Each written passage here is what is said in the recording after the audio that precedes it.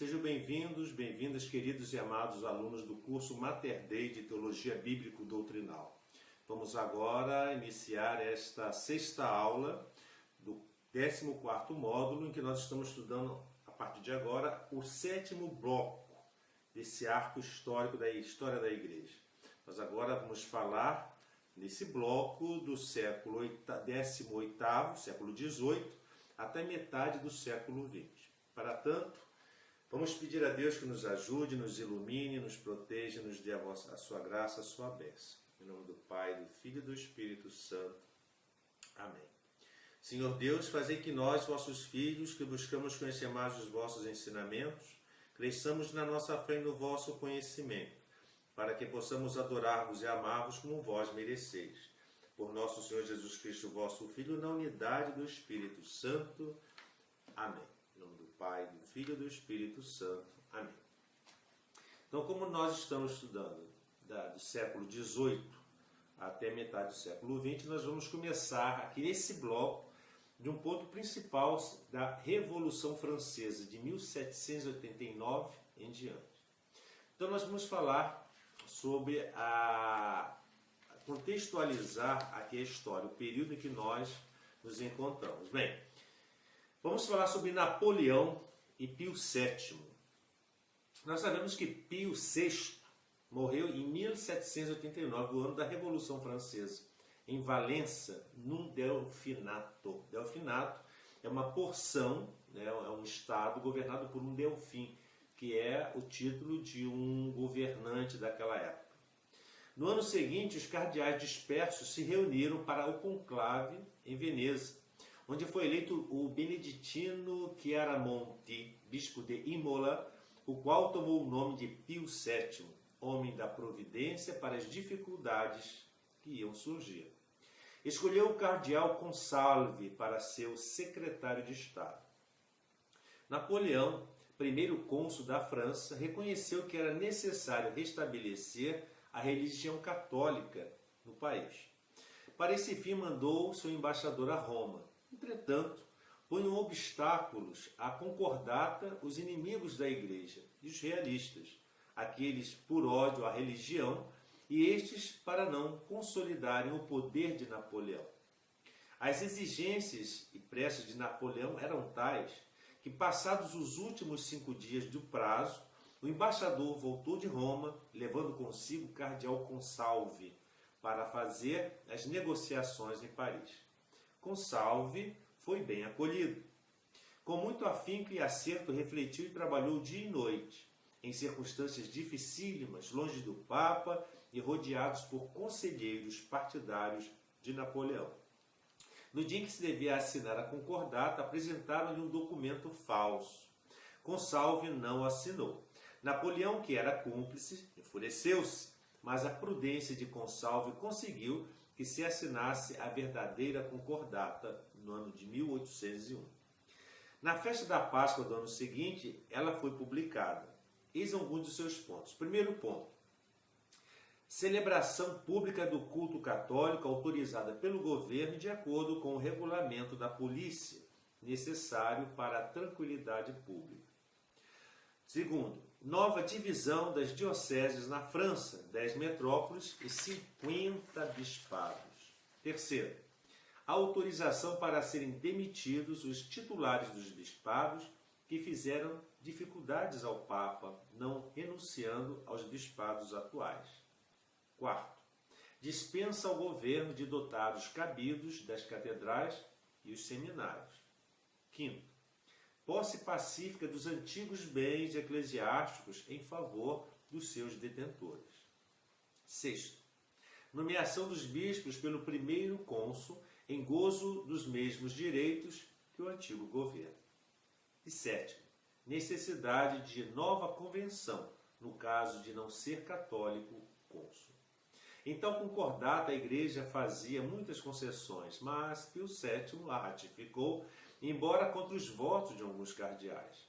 Os inimigos da Igreja não a queriam por causa do primeiro artigo. Maiores dificuldades achou o Papa quando 36 bispos se recusaram a resignar, como exigir diminuição do número de dioceses. Esgotados os avisos paternais, Pio VII os depois, do que resultou formarem-se 2 pequenos cismas. Pior ainda, foi que 10 bispos juramentados foram nomeados por Napoleão sem se retratarem.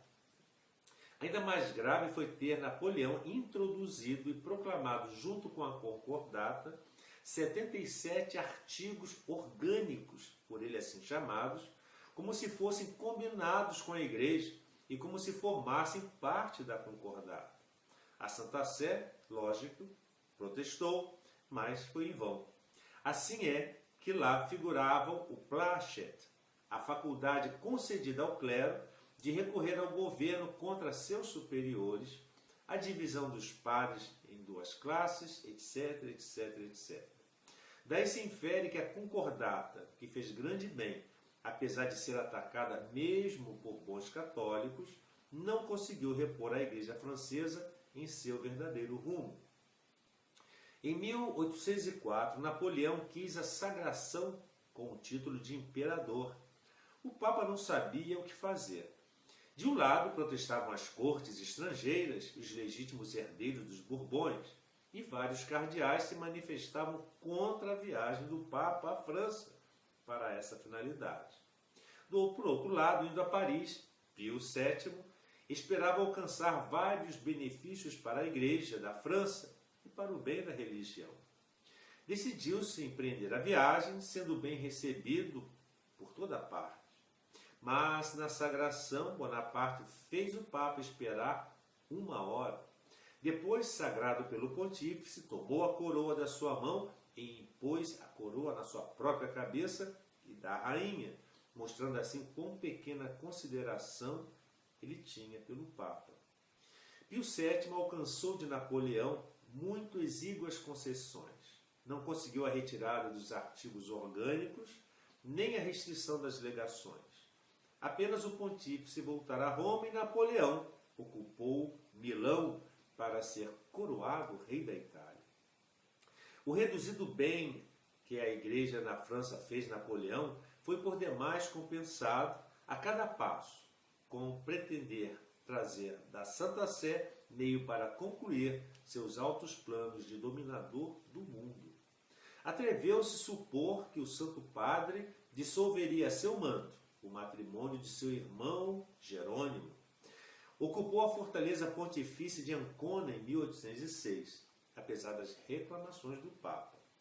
Pretendeu que o Papa considerasse como inimigos seus os adversários do imperador e que reconhecesse contra os direitos da Igreja seu irmão José Bonaparte como rei de Nápoles.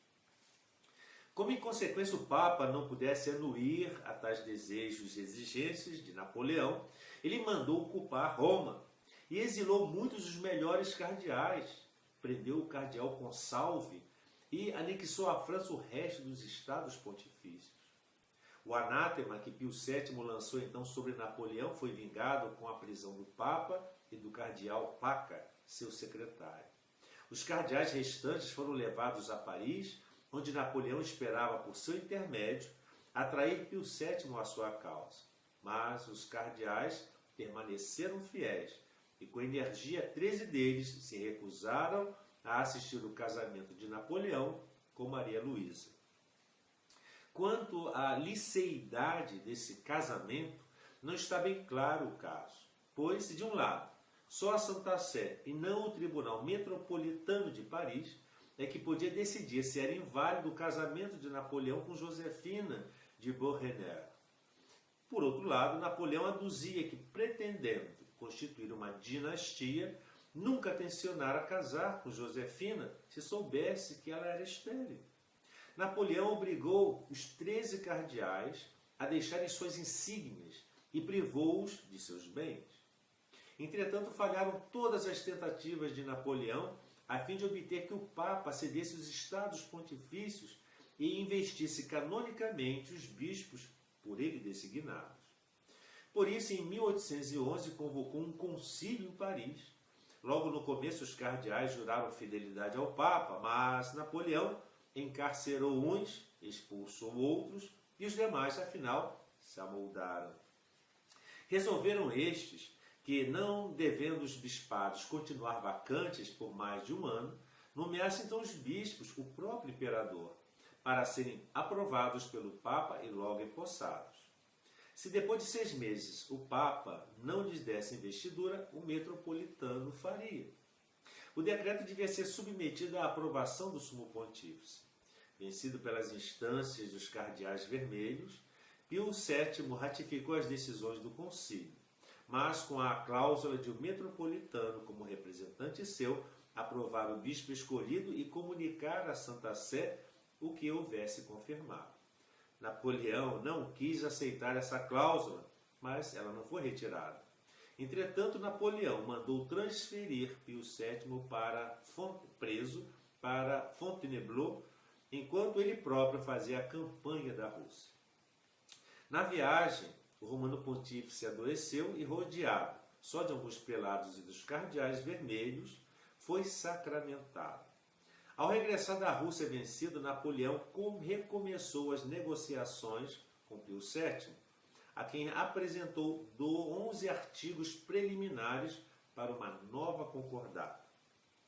Por abatimento físico, falta de ânimo e de bons consultores, o Papa deu seu consentimento, fazendo, porém, depender da aprovação dos cardeais. Como de Pietro, Paca, Consalvi e dos demais cardeais negros, assim chamados, recuperassem a liberdade, logo o Papa teve bons conselheiros e retirou seu consentimento numa carta a Napoleão, o qual já havia publicado os 11 artigos com força de lei.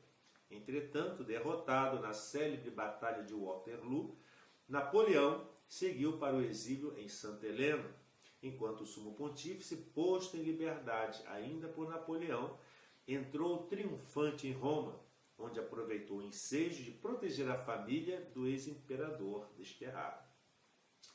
Agora nós vamos falar sobre o Concílio Vaticano I. Mas antes vamos falar dos papas anteriores a esse concílio. Bem, primeiro, Papa Pio VII, de 1800 a 1123. O cardeal Gregório Chiaramonte era o seu nome. Eleito em dificultoso conclave, reunido em Veneza em março de 1800, teve por excelente cooperador o cardeal Consalvi, seu secretário. Restaurou a Companhia de Jesus em 1814 e reorganizou os negócios eclesiásticos, muito intricados, aliás, em diversas nações. O Papa seguinte foi o Papa Leão XII, de 1823 a 1829. Era o cardeal Aníbal della Genga, experimentado na carreira diplomática e conhecedor das dificuldades da Europa Central, com seus problemas, erros e literatura. Leão XII, além de financista e protetor da arte, teve o mérito de haver dado o grito de alarme contra a maçonaria e as sociedades bíblicas protestantes.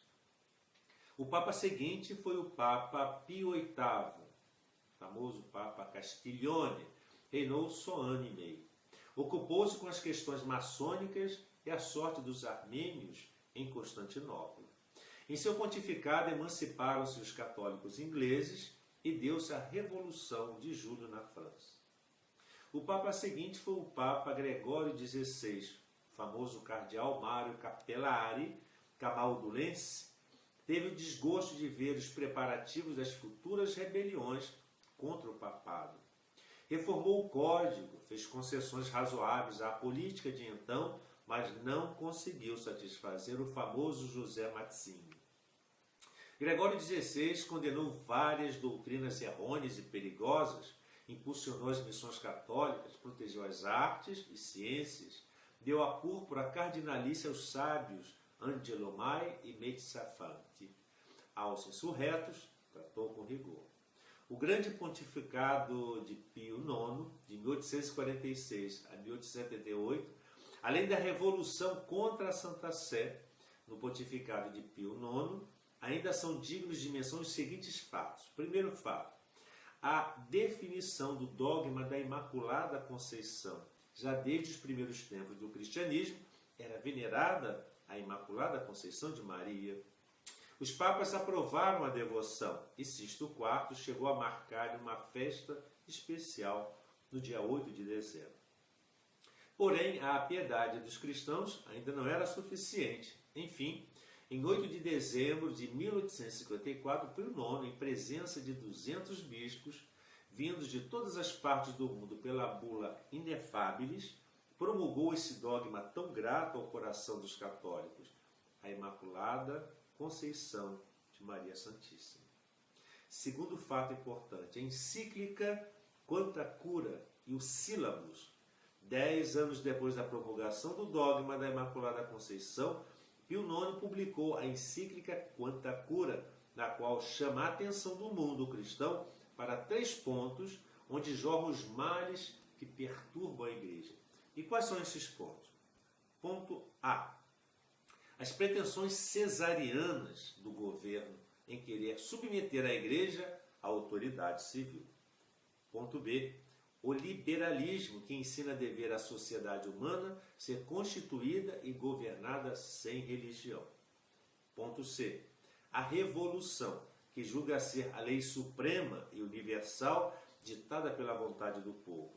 Com a encíclica apareceu também o Sílabus, que é um catálogo de refutações dos erros do panteísmo, do racionalismo e do indiferentismo, quer na exposição dos direitos da Igreja, quer na consideração da sociedade, da moral cristã, do principado civil, do romano pontífice e mais outras coisas. Terceiro fato, o Concílio do Vaticano I, que foi o 20º concílio. Em 1868, foi publicada a bula Aeternae Patris para convocar o concílio no Vaticano. No ano seguinte foi aberto o concílio com a presença de 747 prelados, 8 de dezembro de 1869. Foram condenados os erros dos ateístas, dos panteístas, do naturalismo e do tradicionalismo, e foi definido o dogma da infalibilidade pontifícia. Reduzidíssimo foi o número dos bispos contrários à declaração desse dogma. Demorados estudos e debates mostraram a conveniência da definição, o que se fez a 18 de julho de 1870, na 4ª sessão solene. Todos os prelados aceitaram o dogma definido, apesar das intrigas que forjara contra o concílio a medrosa ou maliciosa diplomacia, com o príncipe Hohenzollern da Baviera à frente, e o escritor Dollinger e muitos outros.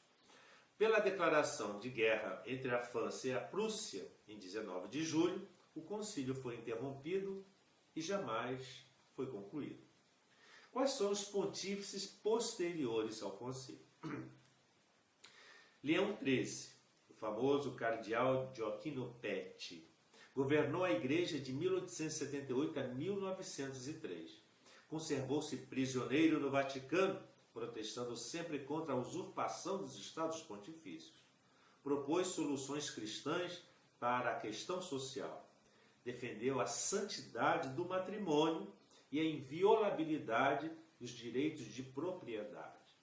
Melhorou a situação religiosa na Alemanha e reatou as relações diplomáticas com a Inglaterra e com a Bélgica.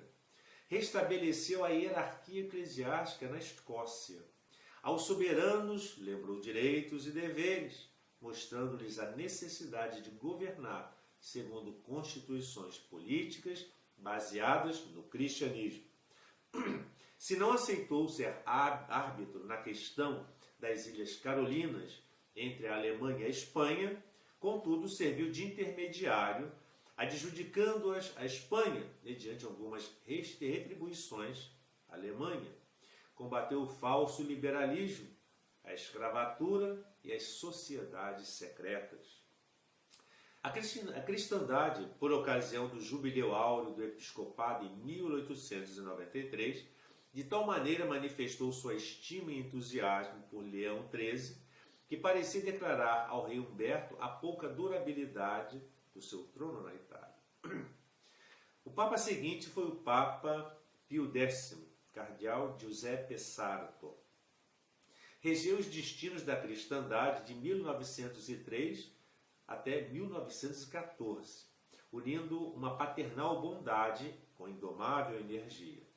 Embora se considerasse prisioneiro do Vaticano, como os dois predecessores, em certos casos dispensou do non expedit os católicos que precisassem participar das eleições políticas, denunciando ao mundo a incongruência da visita do presidente da França ao rei da Itália, o que significava ao menos a expoliação sofrida da Igreja. Teve o desgosto de ver rompidas as relações com a França, com os cortejos de dificuldades decorrentes em virtude de tal ato. Para renovar tudo em Cristo, promulgou decretos que favoreceram a comunhão das crianças, bem como a frequência de todos ao banquete eucarístico, ou seja, a missa, assim como encorajou os cientistas na pesquisa de resultados certos, dos quais nada tem a temer as doutrinas reveladas. Com o mesmo empenho, condenou os erros modernistas. Modificou a Cúria Romana, criou o Instituto Bíblico, codificou o Código de Direito Canônico, ordenou a revisão da Vulgata e reformou o Breviário e o Missal. Faleceu ao iniciar-se a terrível conflagração europeia que em vão tentou conjurar, que foi um Papa canonizado. Bento XV, famoso cardeal Giacomo della Chiesa, reinou de 1914 a 1922. Seu trabalhoso pontificado absorveu todo o período da conflagração europeia e de suas terríveis consequências. Empregou seus talentos e experiência na diplomacia a serviço da religião e da caridade, em reprimir represálias cruéis, aliviar feridos e enfermos dos diversos campos, em conseguir troca de prisioneiros, apesar da má vontade de vários governantes. No inexequível trabalho, ou Tratado de Versalhes, e na ridícula e inócua Liga das Nações, não foi admitido o soberano pontífice, mas a Turquia maometana ergueu um monumento ao benemérito Bento XV. Em seu pontificado, se promulgou o Codex Iuris Canonis, ou seja, o Código de Direito Canônico, para cuja autêntica interpretação Bento XV instituiu uma comissão de cardeais. O Papa seguinte foi o Papa Pio XI, o famoso cardeal Achille Ratti, que reinou de 1922 a 1939. Nos 17 anos de pontificado, canonizou 34 santos, criou 58 cardeais, realizou 18 concordatas, escreveu mais de 30 encíclicas e outros documentos apostólicos. Criou a Comissão de Socorro à Rússia, ocupou-se com a questão operária, combateu o comunismo ateu e materialista. Seus maiores cuidados visavam o campo missionário, a formação do clero e a ação católica. Acolheu benignamente os israelitas perseguidos na Alemanha e na Itália. Por meio de seus núncios, procurou uma solução pacífica para a questão do Chaco, a fim de pôr termo à guerra entre a Bolívia e o Paraguai. Na perseguição religiosa, movida pelo governo mexicano, tudo empreendeu para minorar a tensão de ânimos e resolver a aflitíssima situação. A política fascista na Itália de tal modo reconheceu a grandeza de Pio XI e o valor moral do papado, que determinou solucionar a questão romana, criando a cidade do Vaticano com um território independente e entregue ao Romano Pontífice, que é o famoso Tratado de Latrão, criando o Estado do Vaticano. Ofereceu sua vida em holocausto para evitar uma iminente guerra europeia. O Papa seguinte foi o Papa Pio XII, famoso cardeal Eugênio Pacelli. Eleito em março de 1939, teve de apelar para os governos no intuito de pacificar a Europa, uma vez que ele pegou a grande Segunda Guerra Mundial. Apesar da grande cultura, piedade e experiência na carreira diplomática, se viu impotente ante a catástrofe que se desencadeou em setembro de 1939. O Papa Pio XII tentou de todas as formas dirimir o sofrimento dos judeus perseguidos que foram em parte exterminados pelo nazismo. Ele lutou contra o socialismo, contra o nazismo e se associou à resistência para que fosse garantida a sobrevivência daquelas pessoas cristãs, pessoas defeituosas, pessoas que tinham problemas e que a ideologia nazifascista fez com que sofresse. Um grande homem, esse Papa Pio XII. Período entre o Concílio Vaticano I e o Concílio Vaticano II. O período que antecede o Concílio Vaticano II revela uma sociedade repleta de mudanças. Em pouco tempo, diversos acontecimentos trouxeram grandes transformações que afetaram toda a humanidade. O evento convocado pelo Papa Pio IX, o Concílio Vaticano I, que foi de 1869 a 1870, não chegou ao seu fim devido à Guerra Franco-Prussiana.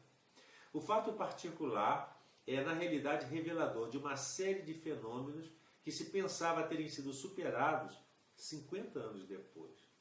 A Revolução Industrial continuava a trazer inovações e, para entendê-las, eram necessárias novas abordagens.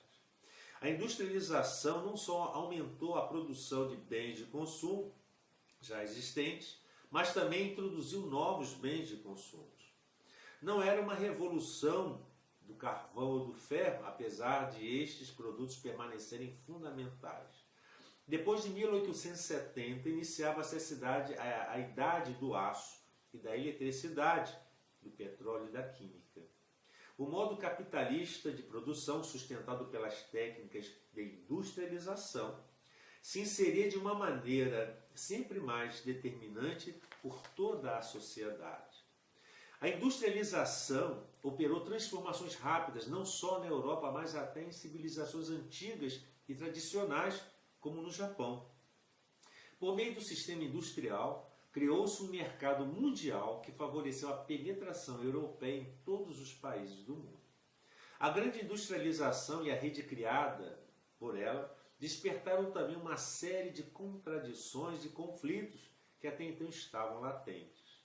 O regime liberal democrático se mostrou incapaz tanto de integrar os trabalhadores na nova dinâmica social, como de garantir-lhes os seus direitos. Isso fez com que surgissem diversas revoltas operárias em muitos países. Tal processo culminou com a Revolução Bolchevista e com o nascimento da União Soviética. Poder-se-ia afirmar que o anúncio do Concílio Vaticano II foi inesperado, sobretudo se comparado com os antecedentes históricos. Por outro lado, ao analisar os pontificados anteriores e a relação da Igreja com o mundo moderno, será possível constatar uma grande diferença entre alguns pontificados, como o de Pio XII e o de João XXIII, cardeal Roncalli. Talvez, sem consciência disso, foi um catalisador histórico dos tempos. Então, terminamos aqui essa parte da sexta aula. E na sétima aula nós vamos abordar a história da Igreja, no oitavo bloco, da parte da metade do século XX ao século XXI. Que o Senhor nos abençoe, guarde-nos de todo mal e nos conduza à vida eterna.